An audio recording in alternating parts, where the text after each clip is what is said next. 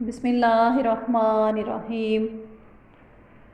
مشکوٰۃ المصابیح کتاب نماز کا بیان، باب فضائل نماز کا بیان۔ حدیث نمبر 628۔ ترجمہ۔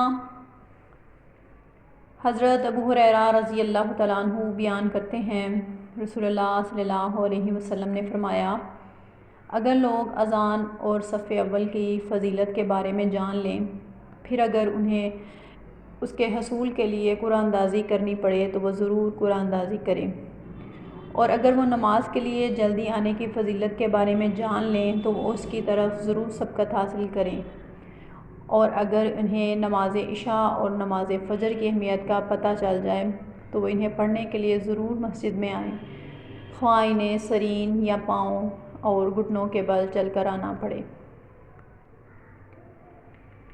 مشکوٰۃ المصابیح کی ایک اور حدیث میں نماز کی فضیلت کو بیان کرتے ہوئے رسول اللہ صلی اللہ علیہ وسلم نے فرمایا، حدیث نمبر 630، جس کا ترجمہ کچھ یوں ہے۔ حضرت عثمان رضی اللہ تعالیٰ عنہ بیان کرتے ہیں، رسول اللہ صلی اللہ علیہ وسلم نے فرمایا، جس شخص نے نماز عشاء باجماعت ادا کی تو گویا اس نے نصف شب کا قیام کیا، اور جس نے نماز صبح باجماعت ادا کی تو گویا اس نے پوری رات کا قیام کیا۔